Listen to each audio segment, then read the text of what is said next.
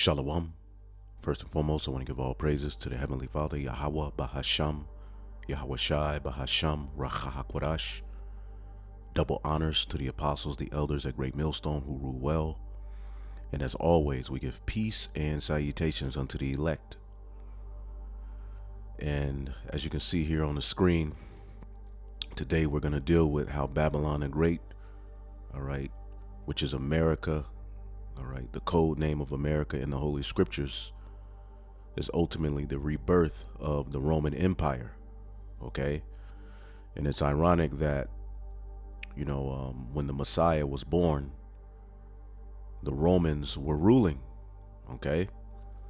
And when he returns, the revival of that Roman Empire will be in rulership as well. As a matter of fact, when you get Revelation, the first chapter,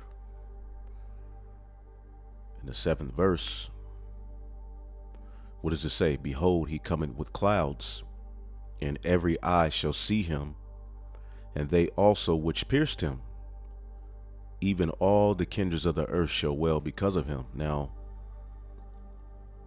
just to get the precept, it's a few of them, all right? Here in Psalms 22:16, David, okay, is speaking in spirit of what happened to Yahawashi. It says, for dogs have compassed me, and the assembly of the wicked have enclosed me. They pierced my hands and my feet. When did that happen to David? That's speaking of a future prophecy. And then when you go into the Gospels, in the book of, let's see here, it should be John 19:34, but one of the soldiers with a spear pierced his side, and forthwith came there out blood and water. Okay, so when Yahawashi returns, the same system that was in place, all right, when he ascended, you know, he conquered death and ascended back into the heavens, that's going to be the same power structure that's in place when he returns, which is why when you get Isaiah the 63rd chapter, it says, who is this that cometh from Edom with dyed garments from Basra? Because when Yahawashi returns, okay, he's going to return to an Edomite ruled power structure, which will be the revival of the ancient Roman Empire. Okay, so going back, okay, to this post, which is off of an Instagram page, it says Washington DC's, all right, Washington DC's original name was Rome. Okay, Rome, Maryland, and a branch of the Potomac River was called the Tiber River, which was named after the Tiber River in Rome.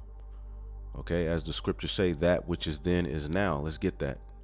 Okay, because the scriptures are very, very, this is a very, very spiritual book. Okay, not only are people reincarnated, so are empires, and the final empire, known as Babylon the Great, will be the mother of all harlots, meaning all of those ancient ways are back and speaking through what? The image of the beast. Okay, which is ultimately fulfilled in America, the EU, and NATO. All right, and America is that Roman Empire back, you see. But as we're going to show you, Rome had vassal states, which that's going to be synonymous with the EU. So this is Ecclesiastes 1:9. It says, the thing that had been is that which shall be, and that which is done is that which shall be done, and there is no new thing under the sun.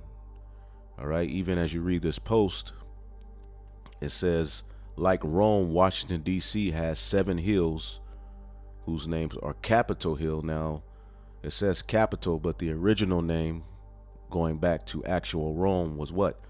The Capitoline building. Okay, you can look that up, which if you look at the architect, it's the same architect of today's, all right, buildings and courthouses and, you know, Senate and all of that garbage that Esau deals with, which also you can take it back to what? Petra will show you that. So when you look up Capitoline Hill in Rome, today we have the Capitol Hill in Babylon the Great, this modern day Rome. You see? And the ironic thing is, in January 6th of 2021, there was a raid. The so-called Trumpsters raided the Capitol Hill. But don't you know, if you go into history, that happened in Rome as well? So the thing that has been is that which is now. Okay? And we have found out Esau Edom. All right, I did this video already, and what happened? Okay, a spirit jumped on my computer for it not to be loaded, but I'm going to do it again through the spirit and power of Yahawashi. So when you go to Petra, okay, you're going to notice it's the same layout for the buildings. Okay, which will show you why that's important. It's going to remind you of the same architect you see here in America and that you saw in ancient Rome. See that? Okay, that's Petra. Okay, now Petra is synonymous with who?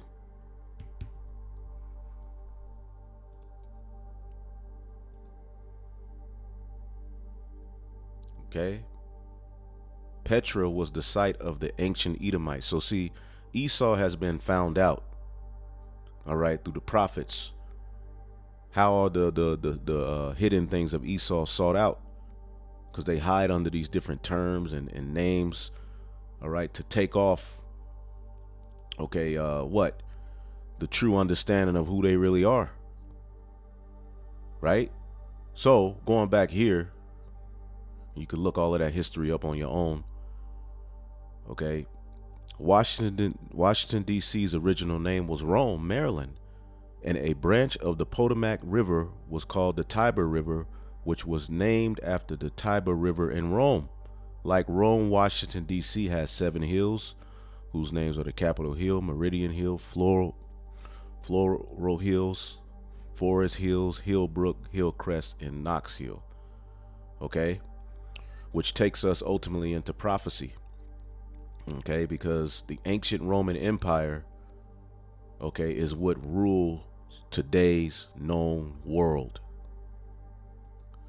So we're going to start here in Revelation, the 13th chapter, and we'll start at the first verse. It says, "And I stood upon the sand of the sea, and I saw a beast." Okay, this beast represents what? A kingdom, a rulership. Okay, as we go to Daniel, the 7th chapter, there's 4 beasts. Okay, and after Solomon's kingdom rent, all right, the northern and southern kingdoms would undergo captivities. Okay, and this beast, as we're going to show you, started with the Greeks, speaking of the Edomite power structure, all right, which is rebirth into the earth through the Renaissance period, which has led to Babylon the Great, the NATO, and the EU. So it says, "And I stood upon the sand of the sea and saw a beast rise up out of the sea." The sea is the people, according to Revelation, the 17th chapter, having 7 heads and 10 horns. We know the 7 heads is the Greeks, the Romans, Germania Major, Germania Minor, okay, the French, the Spanish, and the British. And as it says in Revelation, the 17th chapter, the 8th is of the 7, okay, which is Babylon the Great, which started as the 13 colonies. Okay, the 10 crowns or the 10 horns are the vassal states. All right, the Goths, the Vandals, the Sueves, the Visigoths, and so forth. Which, real quick, let's look up what is a vassal. Okay, what is a vassal? Because you'll hear us use that term. All right, but it's good to understand these things. All right. A vassal state is any state that has a mutual obligation to a superior state. So right now, the superior is Babylon the Great. All right, but then you have the EU, which are vassals. They work in the interest of Babylon the Great or Rome. However, they have their own powers. And right now, those vassal states, all right, are mixed. They have mixed emotions about the superior, which is this modern day Rome, Babylon, the Great America. So what made Rome powerful is that ultimately its idea, okay, and its rulership, all right, was intact. Even if you weren't actually in Rome, you can go to these various different parts of the world where Rome had conquered in the known world of that time, okay, and Rome still ruled, okay? So that's what a vassal state is, and that's what the 10 horns represent, which makes it a beast system, right? And it says, and upon his heads the names of blasphemy. Okay, and these 10 crowns are back today through what? The EU, okay? Which we always show you when you look up real quick. Let's just do this. EU map, okay? When you look up a European Union map, see if we can get a quick one real quick.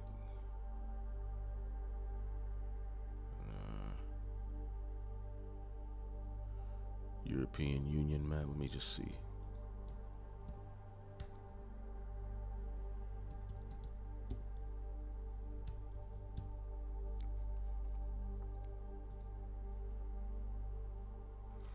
Okay, there we go. This is better. So if you look at a European Union map, okay, it's in the direct, pretty much same territory as the ancient Roman Empire map.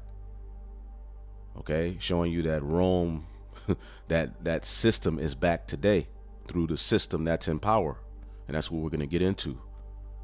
Okay, then you look up Roman Empire territory map. Okay, and you're going to notice it's the same region. Okay, now you had the Western Roman Empire, okay, right here. And you have more of the Eastern Roman Empire. This is the Western Roman Empire, and it's pretty much, when you look at it, okay, this is the EU being born back into the earth. And we'll get into that, all right, which are the 10 horns, which it has expanded because they have what? A bigger blessing, all right, more room to play with as it's world domination. And upon his heads the name of blasphemy. So the way he would rule would be what? Blasphemy against the Most Highest Son and the chosen people. Because remember, going back to the womb of Rebecca, there was a war between these two seeds. And in the garden, it was promised that there would be enmity between the seed of the serpent, which is fulfilled in the Edomites, and the seed of the woman, which the woman is the nation of Israel symbolically. And there's been constant war and friction between us. Even when David, okay, you know, subdued the heathen, the Edomites were one of those nations, and they uprooted from under David. So it would make sense that when they rule, when the Edomites rule, they're going to rule with anti-Messiah behavior, the spirit of Satan, blasphemy against the Most High, his name, his son, the chosen people, and the angels. Everything has been blasphemed under this man's rulership. Okay, and it says, and the beast which I saw was like unto a leopard. Now, why does it say the beast that I saw was like unto a leopard? Because when you get Daniel, the 7th chapter, all right, as it's giving you the major 4 beasts that would rule and that we would be in captivity to, okay, when you go to the 3rd beast, it's a leopard. Daniel 7 and 6, and I beheld, lo, another like a leopard, which this is the Greeks, the Greek Empire, which in the Holy Scriptures that we receive, both Old, New, and New Testament, along with the Apocrypha, the history of the Israelites in these captivities is recorded. So for anyone to say that the New Testament is false, where is the record of the Jews as they were in that Roman Empire, which is the 4th beast? That's what we're going to get into. Where is it at? Anyway, nothing was written. Daniel 7 and 6, and after this I beheld, and lo, another like a leopard, which had upon its backs 4 wings of a fowl, and that's the 4 generals that came into rulership after Alexander died. His 4 generals were Lysimaeus, Cassander, Ptolemy, and Seleucid. And out of Seleucid came eventually this dude Antiochus, which you can read that history in 1st and 2nd Maccabees of the Israelites in the Greek Empire. This was the beginning of Esau's rulership and beast system on earth. It started with the Greeks, Alexander the Greek, right? So after the Greeks came who? Okay, the Romans. Now let's really quick go back to Revelation, the 13th chapter. In the 2nd verse, it says, and the beast which I saw was like unto a leopard, because it started with the Greeks. That's why they tell you, all right, and that they're speaking subconsciously to mess with your mind. Civilization started with the Greeks. No, Edomite power structure started with the Greeks. Okay, there was civilizations going all the way back, all right, to the Genesis, the 1st and 2nd chapters, as man was created, and Adam was the first man to be given the order of the Most High. So these devils, they try to tell you that because what they're saying is, all right, their way is the way. All right, rape, robbery, murder, pedophilia, wickedness, lewdness, anti-Messiah behavior. Okay. So the beast which I saw was like unto a leopard. It started with the Greeks. Okay. The Greco-Roman Empire. They were Edomites. Okay. And the proof that they're Edomites, let's real quick get 1st Maccabees, the 4th chapter, because we have a holy day called Hanukkah, where after the Greeks were attacking us, the Lord delivered us from them. All right, but the beauty of it is right here. It says in verse 61, and they set there a garrison to keep it, and fortified Bethsura to preserve it, that the people might have a defense against Idumea. So the Greeks who were attacking us at this time, all right, are Edomites. Idumea is the Greek way of saying what? Edom. And they're hurt that they've been found out. Okay. So going back to Revelation, the 13th chapter. Okay. And the beast which I saw was like unto a leopard, and his feet were as the feet of a bear. Now the bear represents and is symbolic of Russia, who in prophecy, they're going to be the nation at the forefront of being the end of the beast system. Okay. Because a brother asked, how is the bear speaking of Russia when I was talking about Rome? Okay. That Greco-Roman system. Well, the Roman system, when it came into power, it only died, all right, in spirit. It was rebirthed though. Okay. So as we go into that 4th beast, there's a little horn that issued forth in Daniel the 7th chapter that we'll go into, which is ultimately starting with the Renaissance period leading to America. So the end of this whole beast system is going to start with Russia. Okay, that's why when you go into news, you see Russia constantly being brought up as the last war. Okay, they know. All right, and it's being said, and as you can see, Russia is constantly being mentioned. Even right now, the friction with Russia and NATO, which of course America is a part of NATO. NATO was created to combat the USSR, Soviet Union, which is being rebirthed. The Russia is getting back into that Soviet spirit. Okay. There's constant friction between the U.S. and Russia, but what is this article saying? The last war. Now, Revelation 20, and we're going to go back to this, but let's just jump to this part. We're going to go back and start at 1 later on in the lesson, Lord willing. Okay? You devils can't stop this word. Revelation 20 and 7. And when the 1,000 years are expired, okay, after the dark ages, we have what is known as the Renaissance, which is the rebirth of Rome. We'll show you that. Satan shall be loosed out of his prison, and we'll make sense of that in just a minute. All right, because this ain't talking about the spiritual demon Satan. We'll show you that there's a nation of people who do the bidding of Satan. That's the Edomites. And they've been found out. They've hidden under these different terms and fake nationalities long enough where in the latter days they will be exposed for who they are. So Satan will be loosed out of his prison, okay, the dark ages, and shall go out to deceive the nations which are in the four corners of the earth. But it immediately mentions Gog and Magog, which is Russia, okay, to gather them together to battle, the number of whom is as the sand of the sea. So Gog and Magog, Russia, okay, are going to be at the forefront. They're going to be the main nation used by the Most High to strike Babylon the Great and eventually lead to the end of this beast system.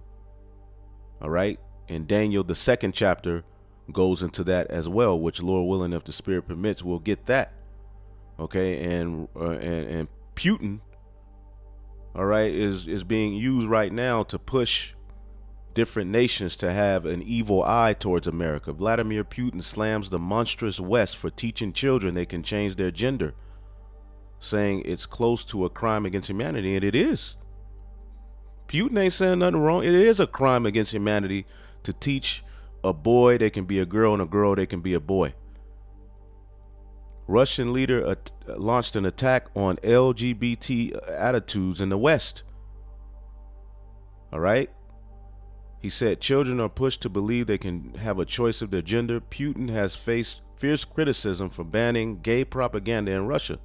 So Russia is being used to push an evil eye towards the West. And eventually is going to lead to war. Now, when you go to Revelation, the 13th chapter, okay, we'll get that out of here. Revelation, the 13th chapter, it says the feet, which are the end of the beast system, the feet are the end, all right, of an image, all right, the end of a body. The last leg of heathen rulership will be through Esau, Edom, and it will be through this system. That's why it's likened unto the feet. It says, and his feet were like of a bear. So we're going to look up this term bear. Right? We're going to look up this term bear. Arctos, it says bear. When you go to the root word, probably from the root word archeho, to be possessed of unfailing strength. And right now we're living in a time where Russia is being brought back into that old Soviet state, which the Soviet was responsible for NATO being created. NATO was created to combat the USSR, which eventually they got weak. And right now, America and Russia think they're dealing with that weakened Russia that, you know, in the, early 90s, they became weakened and disbanded. But as you read Ezekiel, the 38th chapter, the Lord said he's going to put hooks into the jaws of this bear, pretty much, which hooks were used to tame a wild beast. So the Lord is going to put a cold, all right, strong spirit. All right, it says to defend. The bear says to defend, ward off. Right now, when you go into Ezekiel, the 38th chapter,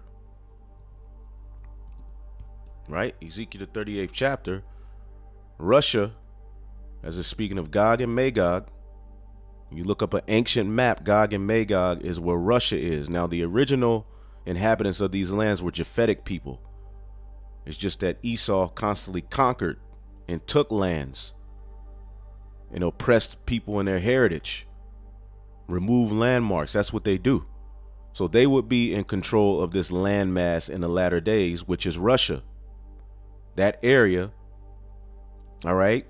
And what did the Lord say he would do with them in the latter days? He will put them in a roused up state, which would lead to friction and war. But right here, it says Persia, Ezekiel 38:5, Persia, which is Iran. You see them in Russia in agreement on a lot of things, tied together in particular instances. Ethiopia, okay? And all we have to do, okay, is type in what? Russia, Ethiopian relations, right? Goodness gracious, relations.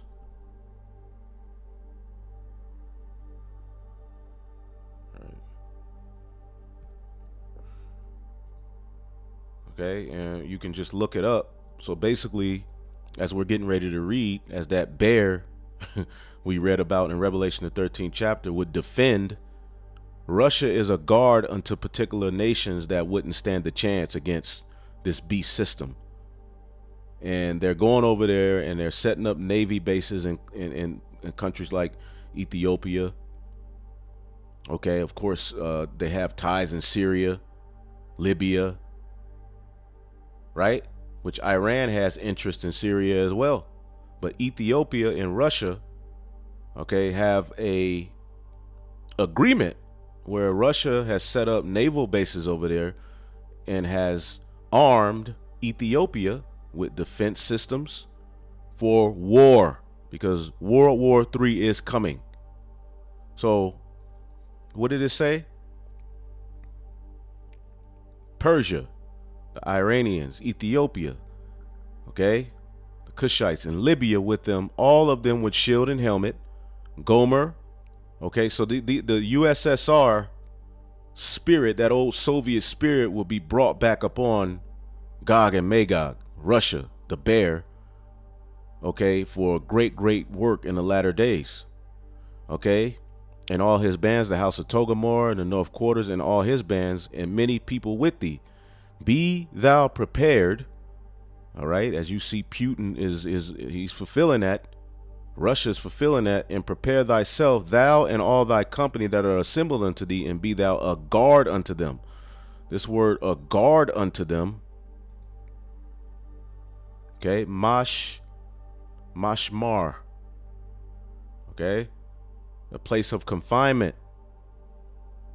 Okay, to watch in Russia is a guard in defending particular nations against, all right, in preparing for war. Nations that didn't have super military might are now being guarded by Russia, which goes into what we just read. Okay, this bear in the latter days would be, it would defend, it will ward off. It would be in that bear, because a bear is known as being fierce. So that's a lot of prophecy, but it goes into how this beast system would end. And as we see in Revelation 20, Gog and Magog are going to be a nation that are at the forefront of gathering World War III, which is right around the corner. This is why this article says the last war. All right, because they know if it kicked off between Russia and Babylon the Great America, so going to be so many nations involved, including Israel, which Israel is prophesied to be blown into smithereens, the actual physical landmass. Okay, and we're going to clean it up. You heathen are going to clean it up. But Russia is just very important in prophecy. So that's why it says in the feet of a bear. Okay, in his mouth, Revelation 13:2, and the beast which I saw is like unto a leopard. It started with the Greeks, and his feet were like as to a bear. It's going to end all, starting with Gog and Magog, as well as various different other things. Of course, the return of the Lord, you know, the Israelites waking up. We're speaking Russia into existence to do these things. And his mouth was as the mouth of a lion. His legislation, his moral code, it's fierce, it's draconian. And the dragon gave him his power and his seat and great authority. Now, the dragon in the previous chapter, if you were paying attention, if you're reading the scriptures, Revelation 12:13, and there appeared another wonder in heaven, and behold, a great red dragon. We know Esau is tied to red. Okay, scarlet colored beast. Scarlet is a derivative of red, having 7 heads and 10 horns and 7 crowns upon his heads. So this was the Roman Empire. Okay, and how do we know? You say, well, you just making that up. Well, let's prove this is the Roman Empire. Because who ruled Rome? Edomites. And his tail drew the 3rd part of the stars of heaven. What tribes of Israel were in Judea at the time that Rome was ruling? Judah, Benjamin, and Levi. and they cast them down, meaning they had them in captivity. Judea was a vassal or a province of the Roman Empire. Okay? So, the stars of heaven, which are Israel, okay, the third part are Judah, Benjamin, and Levi, were ultimately in captivity in Rome, and that's where the Yahawashi was born. In that, he wasn't born there, but I'm saying they were in power. He was born in Bethlehem, but Rome was in power when the Messiah was born, right? So, and the dragon stood before the woman which was ready to be delivered for to devour her child as soon as it was born. What history does this go to? Real quick. Matthew 2:3, and when Herod the king had heard these things, he was troubled, and all Jerusalem with him. Okay? And what did he want to do? He wanted to put the Messiah to death. What did he say in verse 8? All right. And he sent them to Bethlehem and said, go and search diligently for the young child.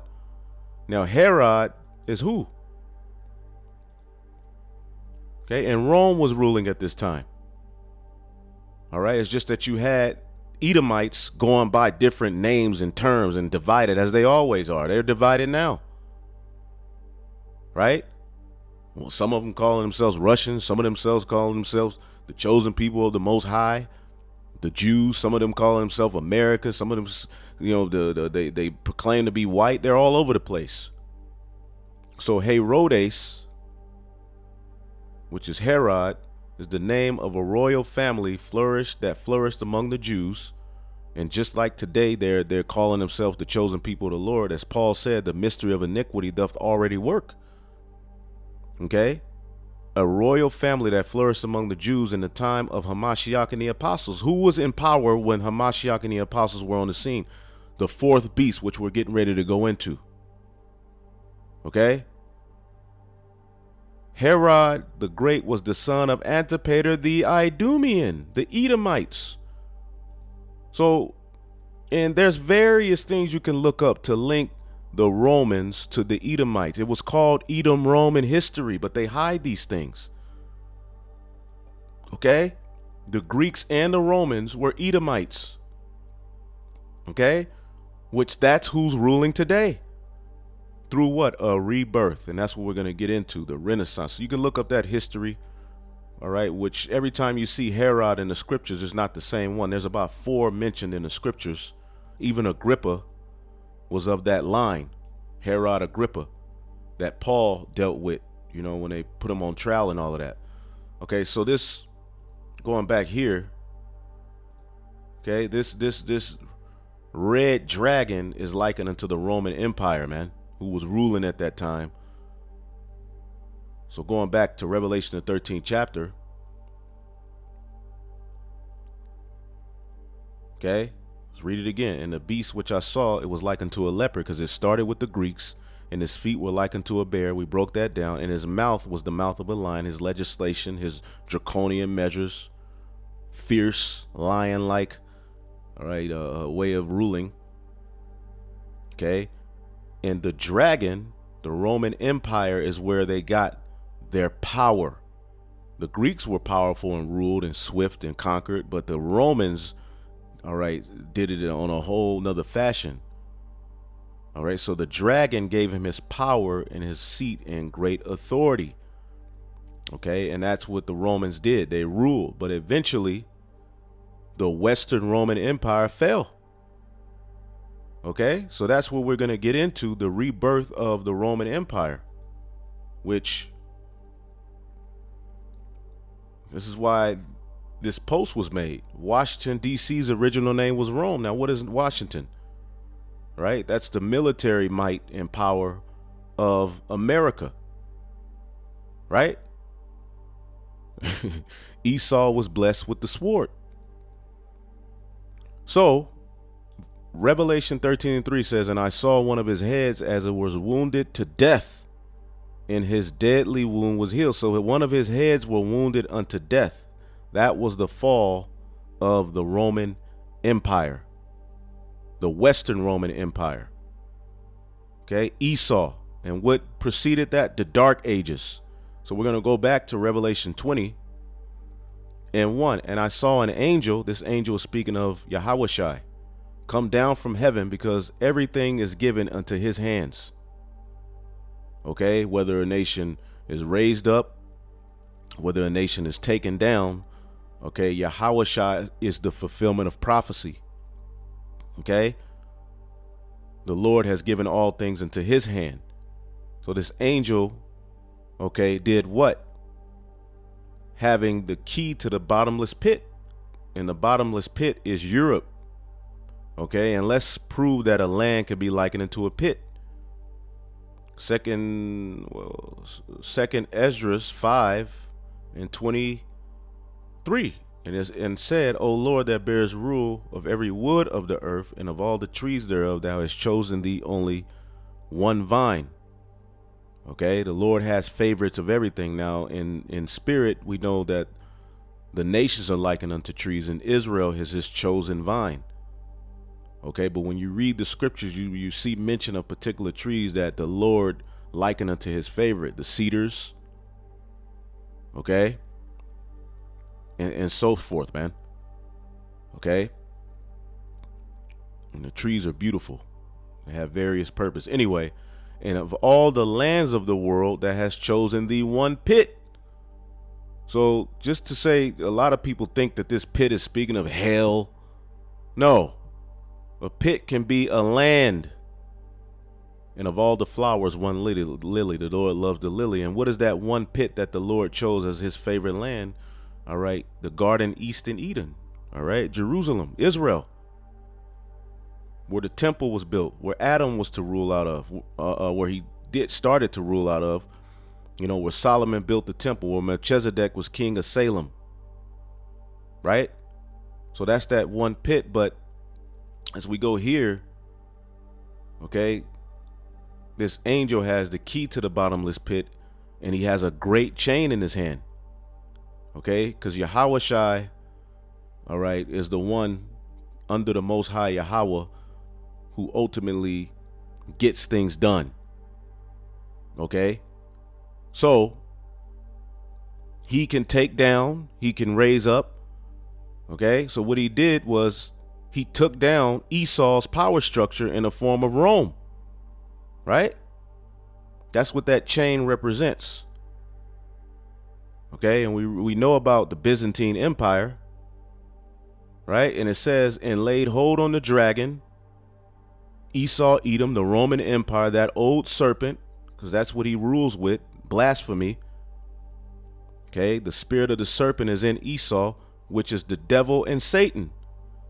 And so is this speaking of the spiritual demon Satan? Hell no. Let's get 2 Thessalonians, the 2nd chapter. Okay, 2 Thessalonians, the 2nd chapter, and the 8th verse, and it says, and then shall that wicked be revealed through the preaching, whom the Lord shall consume with the spirit of his mouth, the prophets, and shall destroy with the brightness of his coming, the chariots, even him whose coming is after the working of Satan with all power and signs and lying wonders. So there's a nation that's tied to the working of Satan that will be exposed in the last days. That's why the scriptures say, I have made Esau bare and uncovered his hidden places. Okay, the lies that have forwarded his power structure are now being cast down. But anyway, this is speaking of the Byzantine Empire, which, how long did the Byzantine Empire last? Oh, damn bird just knocked himself up against my window. All these birds always visit me. Anyway, how long was the Byzantine Empire? How long did the Byzantine Empire last? We've always looked this up, but for you newcomers, okay, all right. So let's read this. It says, how long did the Byzantine Empire last? In years, while the Western Roman Empire crumbled and fell by 476, okay, I believe it's AD, the Byzantine one flourished and lasted until the 1453. And what happened in 1453, in the 1400s? That's where you get all that Renaissance art where they covered up the images of the true disciples and they pushed their images, their lies, their mindset. You had the Medici family, which were known for banking. You had the Borgia family, which is where you get the false image that's pushed in this world. All right. Caesar Borgia. Okay, this is when their power structure was rebirthed into the earth. And we're going to show you that. But it says the Byzantine Empire lasted over 1,100 years, roughly. So that 1,100 years is speaking of this 1,000 years that Satan, Esau, Edom was bound. Okay? He was no longer able to go out and deceive the nations. There was a seal set on him. He couldn't rule. Just like right now, we can't rule. There's a seal set on us. And cast him into the bottomless pit and shut him up and set a seal upon him that he should deceive the nations no more. Right? Esau wasn't able to flourish his lies no more. He was put down and Jake was ruling. This is where you get the dark ages, where they tell you for a period of 1,000 years, we don't really know too much about what happened. Nothing worth really mentioning and writing down. But when you go into it, you find out Jake was ruling. And we have the books, we have the history, we have the research to prove it. All right. So-called blacks were the end thing, the Black Madonna. Okay. The disciples and the pictures that were depicted of them were dark skin. Right? So Esau would be shut down for a period of 1,000 years till the 1,000 years should be fulfilled. But after that, he shall be loosed a little season. And we are at the end of his little season. And when you jump to verse 7, and if you don't understand how to break down Revelation, the 20th chapter, we have breakdowns on it, because there's a reason you have to jump to verse 7 and not 4, because it's two different 1,000-year periods spoken of. All right. But if you need that breakdown, just say it in the comments. We'll give you the link, or you can look up the two 1,000-year periods in Revelation 20. It should come up. But they hide our videos, so we may have to just send you the direct link. Revelation 20:7. And when 1,000 years are expired, Satan shall be loosed out of his prison. Okay. Esau would be able to ultimately rebuild. And what would he do? And shall go out to deceive the nations which are in the four quarters of the earth. So after that 1,000 years, all right, round about 1,100 years, all right, Satan, Esau, came out of the caves, right?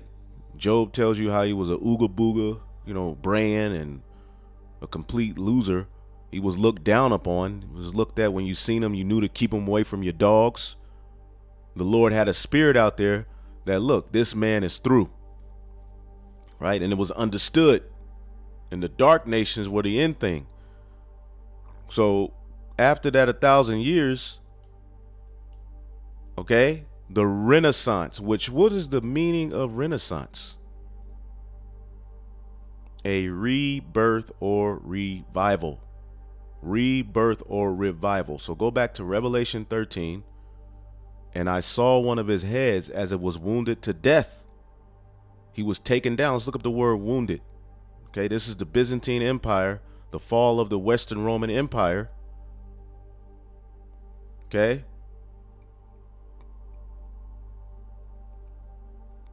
He was wounded. All right, and you had a man by the name of Septimius Severus, which means the cutter of the seven.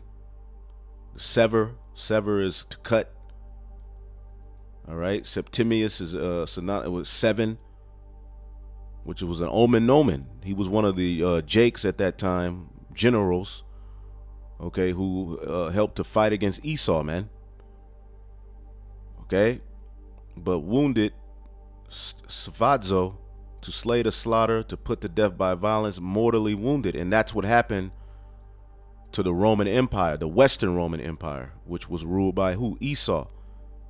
All right, but what happened? And I saw one of his heads that was wounded to death, and his deadly wound was healed. Let's look up the word healed. Okay, his deadly wound was healed. And they got therapy. Therapio. All right. They got therapy to serve to cure, to heal, to restore to health. What was restored to health at the time of the Renaissance? The Roman way of thought. Okay? The Roman way of thought. Okay? The Renaissance is important. The Rome and the Renaissance. The Renaissance is an important event in European history that stretched from the 14th century, the 1400s, that's where the Borgias came around, in the 7th to the 17th century. It was preceded by the Middle Ages in Europe and eventually led to other major events such as the Age of Enlightenment. What is the Age of Enlightenment? Where Esau, all right, ultimately, you know, after he establishes Bavarian Illuminati in 1776, he basically proclaimed his way as the true light of the earth.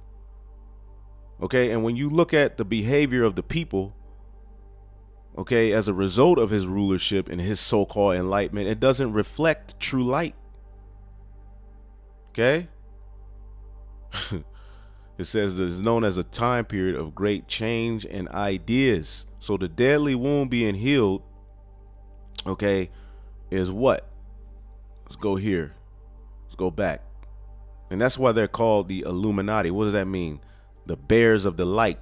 They think that they're the true ones who bring enlightenment through what their left hand means. Anyway, it says it was preceded by the Middle Ages in Europe and eventually led to other major events such as the Age of Enlightenment, Esau's bullshit thought process, theories, you know, Darwinism, all of these things became the common knowledge that people would have to follow, the end thing. See, in that 1,000-year period, Esau wasn't able to forward his BS. Okay, it says in historical terms, the Renaissance is important because it led to a major shift in European thought and worldview. All right, Edomite thought and worldview. The Renaissance is considered to have begun in Italy. All right, that's where Rome was at. All right. It says in each of these city-states, the significant changes for overall Renaissance occurred and unfolded. For example, the most significant changes that emerged as a result of the Renaissance can be seen in European architect, okay, which we showed you, right? The Roman architect is even now in today's world through your courthouses, your senate houses, Capitol building, which, you know, we showed you that was the same way the Edomites who ruled Petra, that was the same way they had their buildings. So their architect, their art, their literature, their mathematics, their music, their philosophy, okay, it's basically the image of the beast, their politics, their religion, and science. Intellectual thought in these fields flourished during the time frame of the Renaissance and led to many people questioning long-held beliefs about each. So when they came, they ultimately came and their mindset took over the earth, okay? Which eventually led to the Age of Enlightenment and them dominating, okay, and pushing that ancient Roman way back into the earth. The deadly wound was healed, okay, which is why this post that I posted here says what? Washington, D.C.'s original name was Rome because that age led all the way up French, Spanish, British, America, the 13 colonies. So Rome is what's ruling today's known world, okay? So all of their philosophies and everything else that you see ruling today, it all goes back to Rome, which is the height of their power. That's why I said the dragon gave them great power and authority, man. Yeah, Renaissance scholars and philosophers could look all of this stuff up. There was a medical Renaissance as well. Their way of healing, it goes back to what? The Greco-Roman god of Asclepius. Okay, so the Bible's on point. See? Revelation 13:3. And I saw one of his heads as it were wounded to death, and his deadly wound was healed. And all the world wondered after the beast. All of the world started to say, this is the way. I'm going to walk in this way, wondering after this beast, which would eventually lead to what? America, which is spoken of in Revelation, the 13th chapter, in the 11th verse, which would what? Eventually make you to bow to that image, those ways, those ideologies. And if you don't, you're going to be killed, separated. And then he's going to issue forth a charagma, which is here. But anyway, let's go to Daniel, the 7th chapter. Okay, Daniel, the 7th chapter. Okay, and as a matter of fact, let's read a little bit of this article. Did you know Washington, D.C. was once called Rome? All right, and we just saw it. It says, let's see here. Let's see. Not many people are aware of the fact that before this city got its current name, Washington, D.C., the capital was simply named after that other city on Seven Hills in Rome. Yes, capital that holds our Senate. All right, which the Senate comes from Rome. We'll show you that in the Bible. With the Roman eagle, the eagle. Now, what is the eagle tied to in biblical prophecy? Let's get the book of Obadiah. But the truth is, Knights of Columbus, Opus Dei, Knights of Malta, Club of Rome, Council of 300, Council of Trent, Council on Foreign Relations, the list goes on. All of these are suborders of the Jesuit order, of the Holy Roman Empire, the rulers of today's Western world, the owners of the United Nations. America is their new world. Rome owns the world. Rome established the new world in which we live today. The New World Order has already been in place since the mid-40s. The NWO is not coming. It's been here for a long time.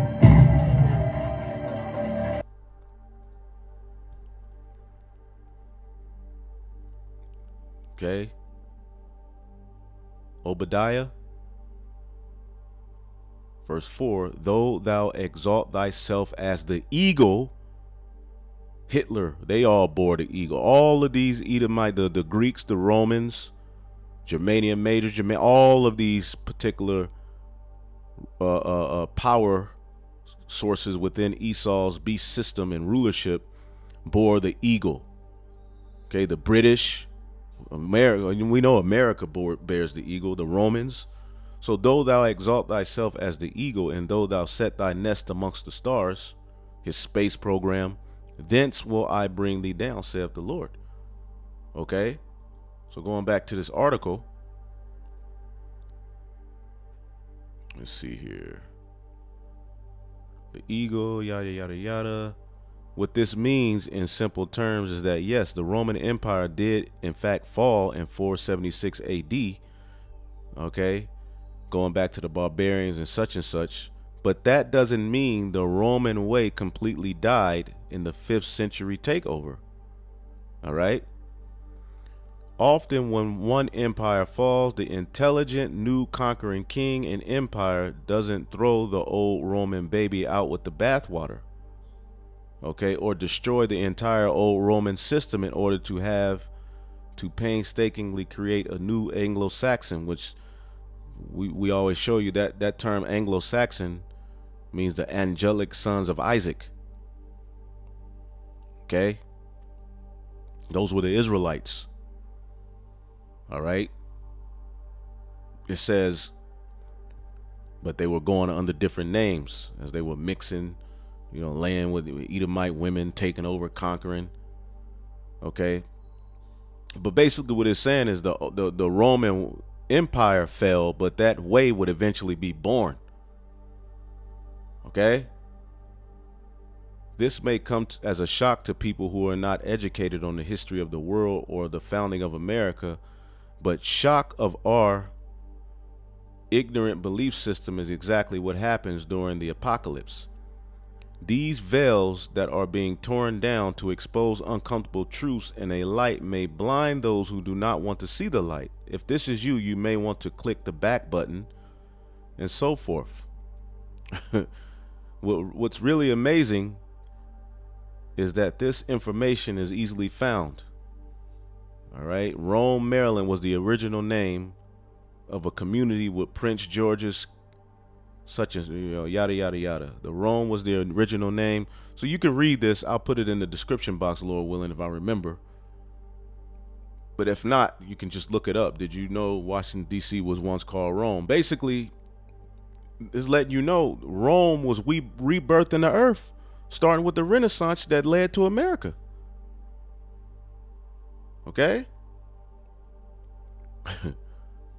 You know? You can find all types of ways that America is linked to Rome. Okay? So Daniel, the 7th chapter, in the 7th verse, after the Greeks, okay, came who? The Romans. It's world history. And like I said, all of these captivities are written down in the Holy Scriptures to show us what will be happening with the chosen seed as they were in this captivity. So to deny the New Testament is to say there's no writings or there was no history of the Jews as they were in that Roman captivity, which is this 4th beast. Daniel 7:7. And after this I saw in the night visions, and behold, a 4th beast, dreadful and terrible, the Roman Empire, and strong exceedingly, their army, their military, and it had great iron teeth. They were blessed with the sword, their military might, and devoured and brake in pieces and stamped the residue of the feet of it. And it was diverse from all the beasts that were before it, and it had 10 horns. Now, how was Rome diverse? Well, the way that they ushered in rulers or emperors, okay, was by what? Let's get it real quick. A Senate. Okay? Which they have the Senate even unto this day. First Maccabees 8:19. Therefore, they went therefore to Rome, which was a very great journey, and came into the Senate, and they spake. Okay, so the Senate goes back to that Greco-Roman system, and particularly the Rome. The Senate, they had their Senate where they governed. Okay, no other beast really ruled like that. The other beasts ruled, a king would pass down the throne to his son, and his, so forth. But when this Edomite came on the scene, he started to rule by these different policies and corruption and, and madness. Okay, so that's why this 4th beast was diverse from all the beasts that were before it. Right? And I considered the horns, and I beheld there came up among them another little horn. So this little horn is mentioned for a reason, because this little horn is the deadly wound being healed, which is the Renaissance period, which is likened unto an age of enlightenment, where the image of Rome is rebirthed into the earth. And it's all going to be solidified through America, which is going to bring the end of this man. Okay? And this is the final captivity for the Israelites. As a matter of fact, to prove that, let's get Lamentations. Lamentations chapter 4 and 21. Rejoice and be glad, O daughter of Edom, that dwelleth in the land of Uz. The cup shall also pass through unto thee, and thou shalt be drunken and make thyself naked. Okay, and that's what's happening. The Edomites are being exposed. The man of sin, he who's coming is after the working of Satan, he's being exposed. He's drunken, right? And the cup is captivity. Modern day land of Uz is America. So rejoice, all right? In the fullness of his sufficiency, it said he shall be trying to rejoice, but he's going to be destroyed. The punishment of thine iniquity is accomplished, O daughter of Zion. He will no more carry thee away into captivity. He will visit thine iniquity, O daughter of Edom. He will discover thy sins. Right? So the final captivity for us, the Israelites, will be through Esau, which when we're reading about these 4 beasts, the 4th beast is the final captivity. But there will be a little horn that would issue forth from it. All right? Which is started as the 13 colonies, right? All the way to what we see today. It says, and I considered the horns, and there came up among them, because what do we know that happened? Okay, the Rome was wounded unto death. But as he's be looking, there came up another little horn. Okay, and that's America, and that can be read about in Revelation the 13th chapter, in the 11th verse. And I beheld another beast coming up out of the earth, and he had two horns like a lamb, and spake as a dragon. And he exercised all the power of the first beast before him, and causeth the earth and them which dwell therein to worship the first beast, whose deadly wound was healed. They brought back the energy of Rome. Can you see that? He's exercising all the power of the first beast. In the beginning of this vibration started with the deadly wound being healed, which is the rebirth, revival of Rome. The Renaissance period. You see it? So the image of the beast is far more complex than just saying a picture of Caesar Borgia. No, the Edomite way of thought, art, architect, math is in the earth, and it's a very flawed way of life. But it's our final captivity as we read Daniel the 7th chapter. So Daniel 7 and 8, and I considered the horns in there, and behold, there came up among them another little horn. America started as 13 colonies, before whom there were the three of the first horns plucked up by the roots. Now we know there was a Revolutionary War. Okay, the French, the Spanish, and the British. Okay, and then what came out of that? America, the 13 colonies. That's the first, that's the three plucked up. Okay, and it says, and behold, in this horn, Babylon the Great, okay, were the eyes like the eyes of a man, and the mouth speaking great things. Now they have the mindset that they are God. They have the mindset that their way is the true light. That's why it talks about Lucifer, which Lucifer only means bearer of the light, light bearer. The Illuminati, they really believe they're God. As a matter of fact, in Ezekiel the 28th chapter,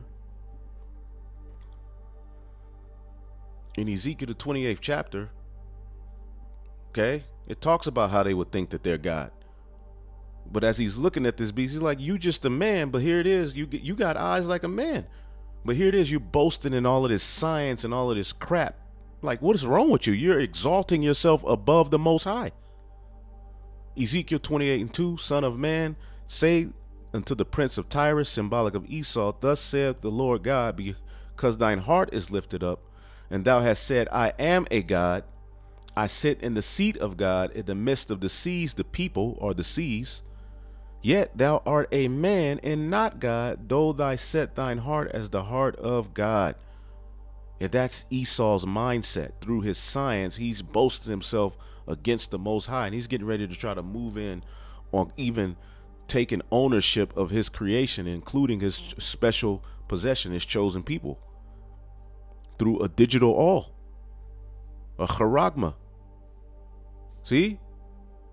And the Lord has blessed him on the left-hand side to do miracles, to do all sorts of things, but it's all going to be destroyed. You're not God. You're not the Most High, and you have a God complex, but everything that you forward yourself in, you have to go to the source. You have to go to something that already was. But you've boasted and prided yourself above the Most High, man, through your science, which, wait a minute, when we get 2 Thessalonians 2, when we get 2 Thessalonians, the 2nd chapter, there's a word we always look up. 2 Thessalonians 2 and 8, as it says, the wicked will be revealed. It says, even him, verse 9, whose coming is after the working of Satan. I mean, he's coming to do Satan's work. His culture, that image of the beast is blasphemy, Satanism. in the form of light, in a way that you should follow to better yourself, a way better than any other culture. All right? A way better than the Most High's laws. Even him who's coming after the working of Satan with all powers and signs and lying wonders. Now, what is the word for lying wonders? A very, very, very, okay, familiar word that we know about. Pseudoscience. What is pseudos? Falsehood, right? Lies. An intentional falsehood, because he know he's lying, but he's Satan. He's the adversary. Okay, that's why when we was reading in Revelation 20, it likened him unto that old serpent, which is the devil and Satan, man. He's the adversary of righteousness. Devil means deceiver. Satan means adverse. He's the enemy of what's right.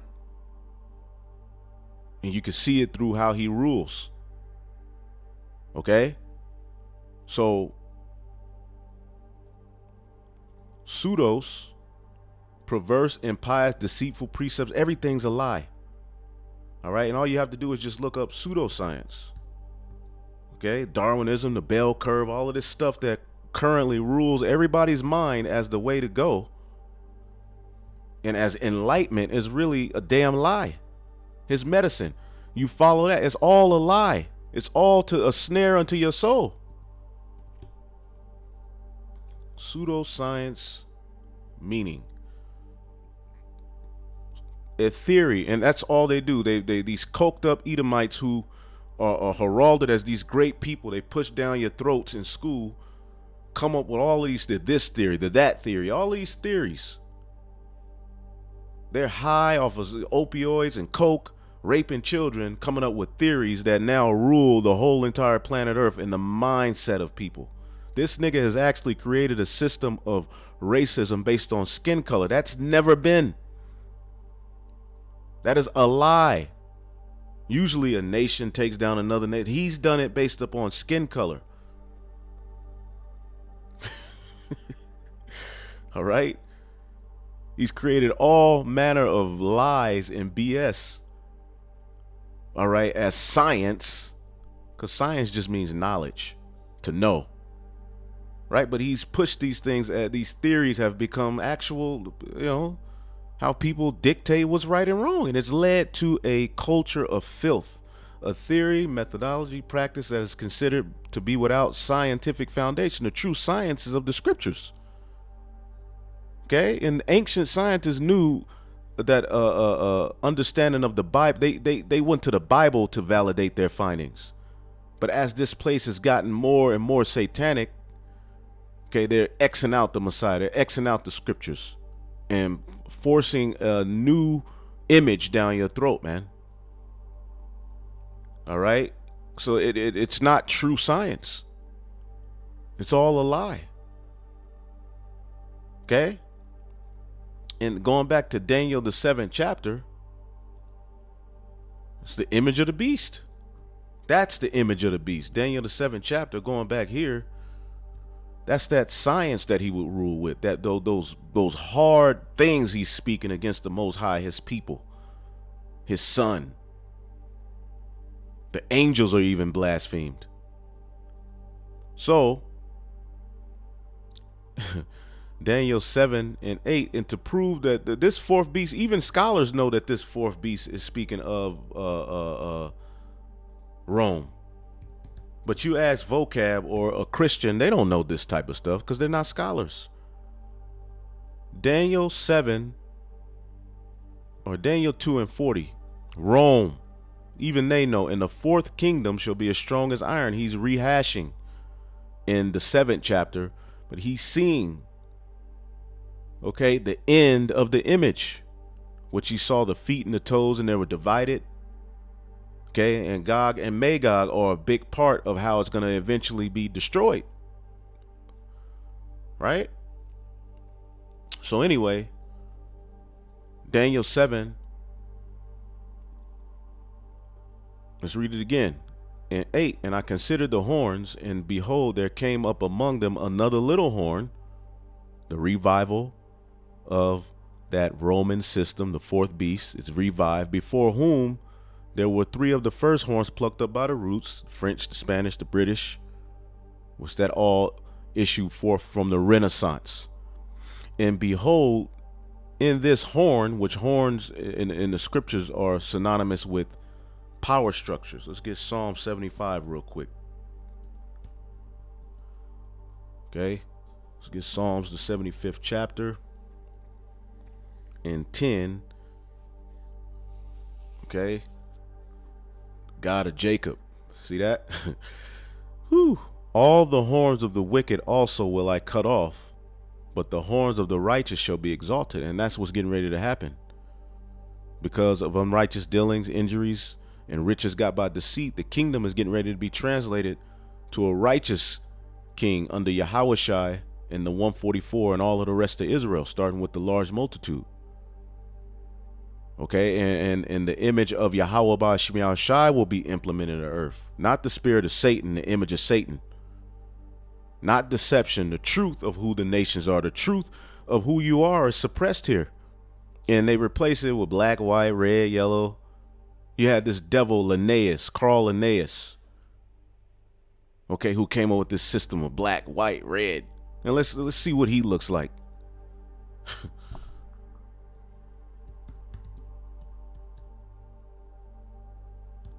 I don't know Linnaeus. Is it Carl Linnaeus or? Yep. Swedish zoologist. And they look at you niggas as animals. Oh wow, yeah, you see him? Yeah, he's responsible. He's one of the people responsible for the system of black, white, the red man, he put that on the Native Americans. The yellow man, he puts that on the Chinese. The brown, he put that on the Hispanics, so-called Hispanics and natives. He put them red, you black. That's pseudoscience. That is a lie, intentional lie, to cover up who he is and cover up who we are and lie and forward himself.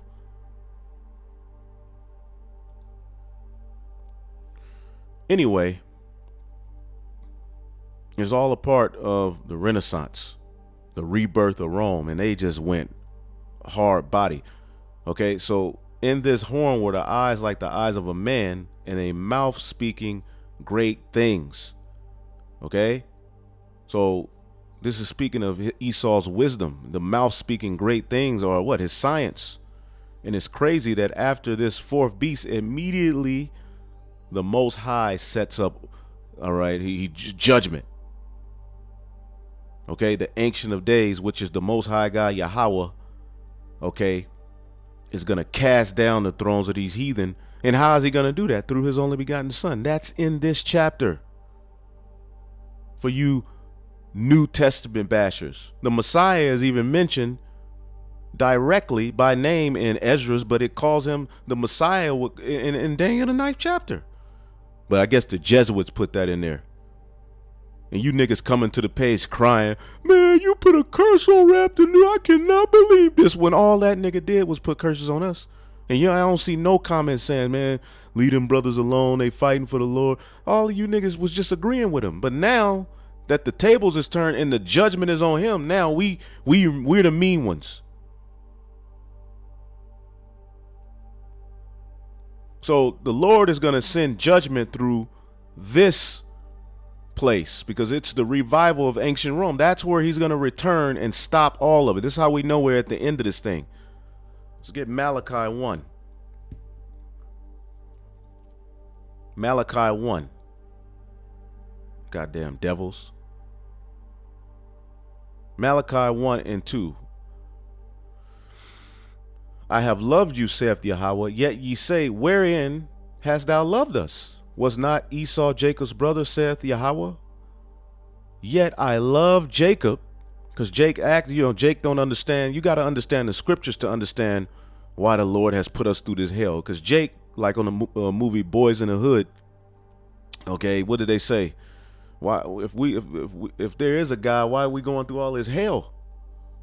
Well, you got to tap into the sanctuary of the Most High to understand that. So Jake says, wherein has the Lord loved us? Look at this. We constantly in hell. Was not Esau Jacob's brother, saith the Lord? Yet I loved Jacob and hated Esau, and laid his mountains and his heritage waste for the dragons of the wilderness. And that's going to be the fate of Babylon the Great. Isaiah 13 talks about how Babylon is going to be a desolate wilderness where dragons dwell. All right, particular unclean fowls and beast. That's the future of Babylon. But here's the point. Whereas Edom said, we are impoverished, okay, one of his heads was wounded, and we will return and build the desolate places. The deadly wound was healed. Let's look up this word return. Okay.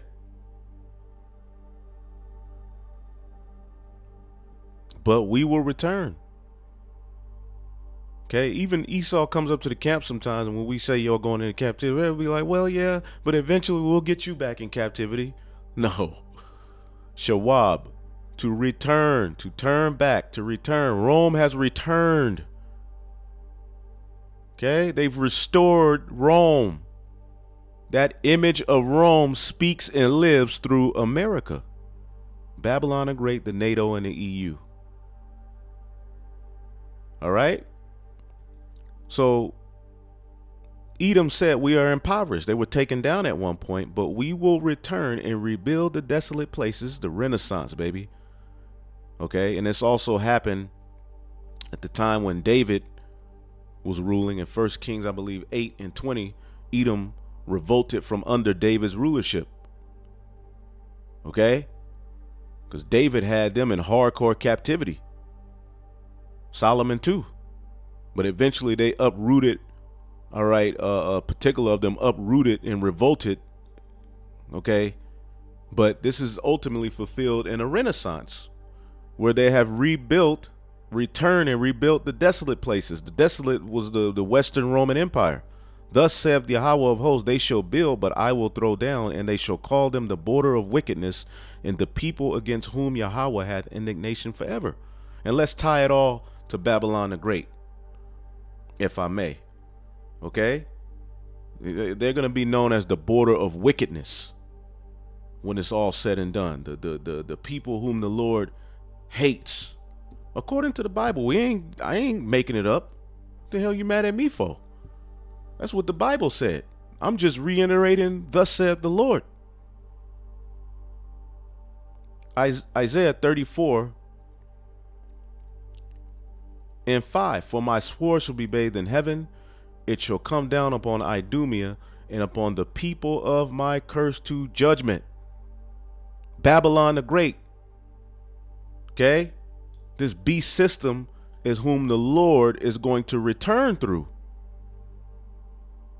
Okay, so when you read Daniel 7 and 9, and I beheld, and we're going to go back to Isaiah, I beheld till the thrones were cast down, and the Ancient of Days did sit, whose garment was white as snow, and the hair of his head like the pure wool, showing you the Most High, because he's the Ancient of Days, as it says in Job. We can't search out his years. We know Yahawashi has a beginning.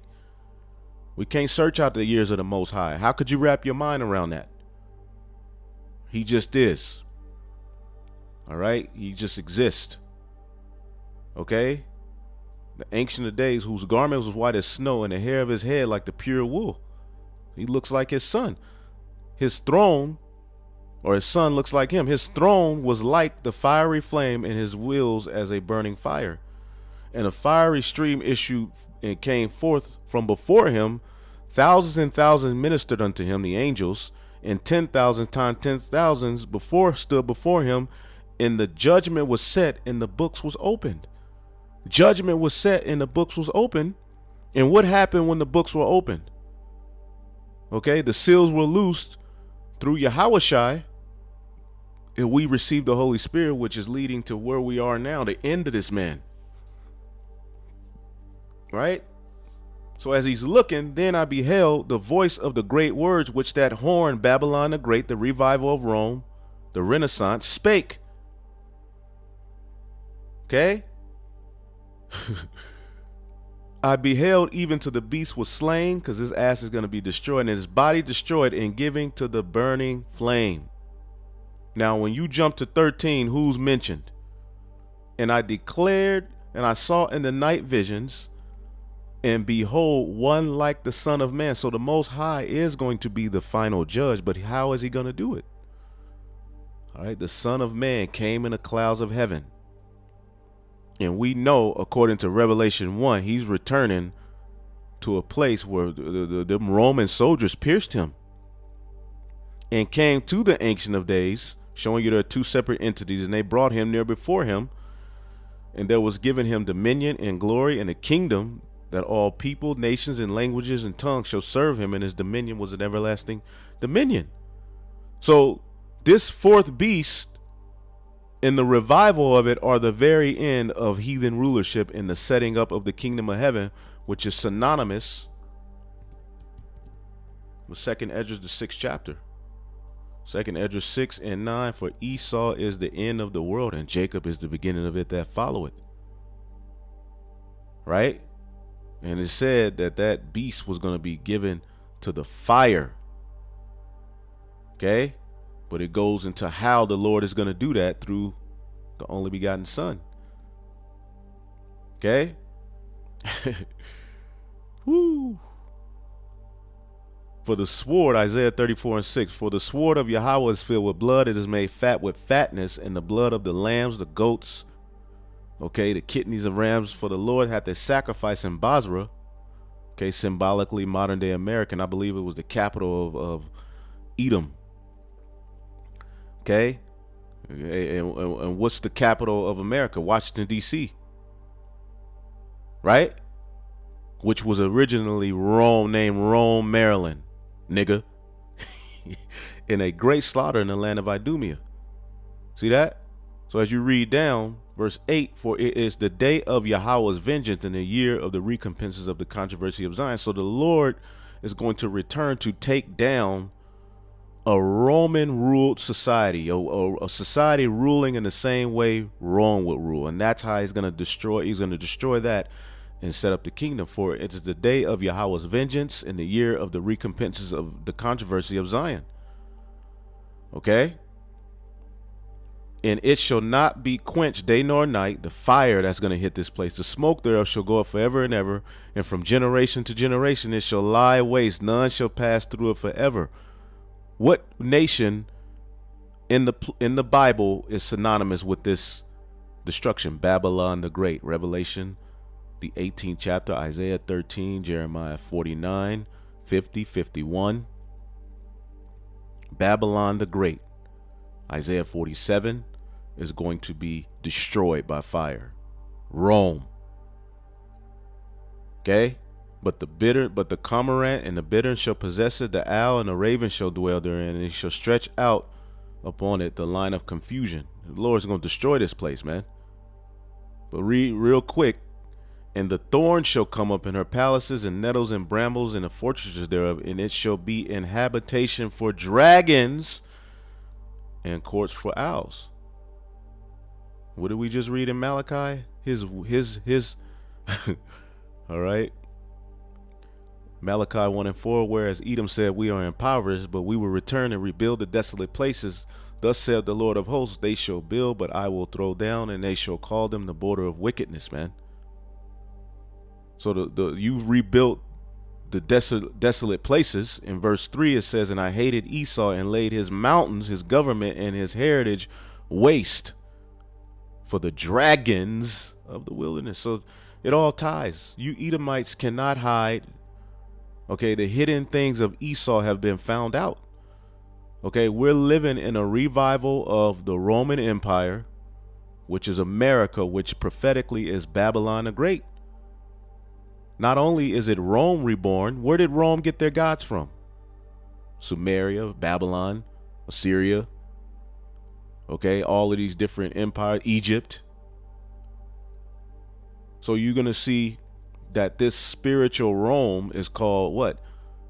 The great city Babylon. Anyway, I think that's enough. The point was made. You know, even in Daniel, the 7th chapter, it goes a little bit more into that 4th beast. He will speak great words against the Most High and wear out the saints, and we're wore out. Putting diseases, all type of shit out there, change the times and laws. But the judgment is going to sit to take away his dominion and to consume and destroy it. And that will be through what? That 4th beast. But it would fall and be reborn through the Renaissance, which would lead to America. Okay? So it's a lot of history you can look up on your own. Okay?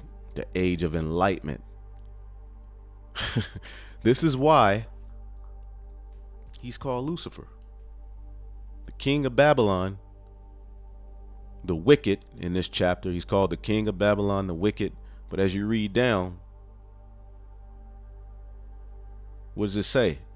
For thou hast said, verse 12, how art thou fallen from heaven? Heaven is your rulership, O Lucifer, son of the morning. He says he's the enlightened one. How art thou cut down to the ground, which didst weaken the nations? And how did they weaken the nations? Through their philosophies, their wine. Why do you think China right now is cursing out democracy? See? So this ain't talking about the spiritual demon Satan. Lucifer literally just means the bearer of the light. And they called themselves the Illuminati. That was in 1776, leading to the Age of Enlightenment. Halal, light bearer. The true light bearer, the true enlightened ones, the true Illuminati are Yahawashi and the 144. Now that'll bug you out, but they don't really have light.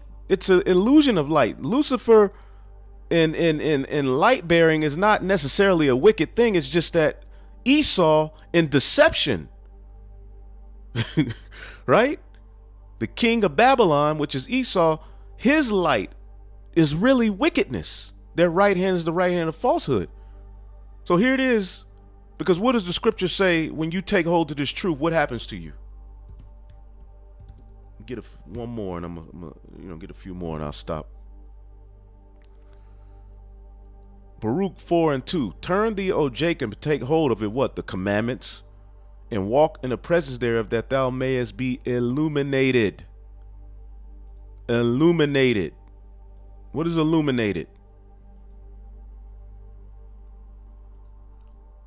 Illuminated is enlightened.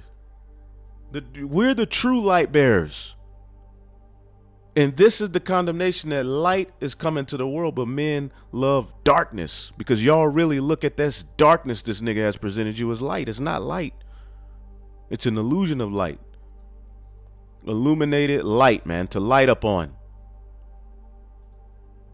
So to be illuminated is not necessarily an evil thing. It's just that Esau, as he has gotten his blessing, well, he's saying, well, this is the true light. And it's pseudoscience. And it's all fulfilled in the image of the beast, was getting ready to bring that charagma. So if you following after this man, hey man, you out of there. So any questions, ask on the comment board. Hopefully I'll edify, man. Shalom.